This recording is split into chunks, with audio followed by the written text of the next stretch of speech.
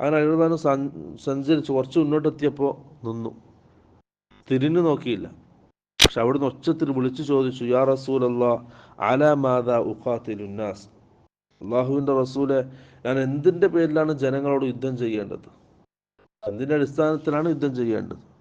റസൂൽ സല്ലല്ലാഹു അലൈഹി വസല്ലം പറഞ്ഞു, ഖാതിൽഹും ഹത്താ യശ്ഹദു അല്ലാ ഇലാഹ ഇല്ലല്ലാഹ് വ അന്ന മുഹമ്മദൻ റസൂലുള്ളാഹ്, അവർ ഷഹാദത്ത് പ്രഖ്യാപിക്കുന്നത് വരെ അവരോട് യുദ്ധം ചെയ്യണം. فإذا فعلوا ذلك فقد منعوا منك دماءهم وأموالهم إلا بحقها. ഇനി അവരത് പ്രഖ്യാപിച്ചാൽ, നീ ഏത് സമൂഹത്തിലേക്കാണ് നീ പോകുന്നത് യുദ്ധത്തിന് വേണ്ടിയിട്ട്, അവർ ഷഹാദത്ത് പ്രഖ്യാപിച്ചാൽ, അള്ളാഹുവിനെ ഇലാഹ് ആയിട്ട് അംഗീകരിക്കുകയും മുഹമ്മദ് സല്ലല്ലാഹു അലൈഹി വസല്ലമയെ റസൂലായിട്ട് അംഗീകരിക്കുകയും ചെയ്താൽ, അവരുടെ സ്വത്തിനും അവരുടെ ശരീരത്തിനും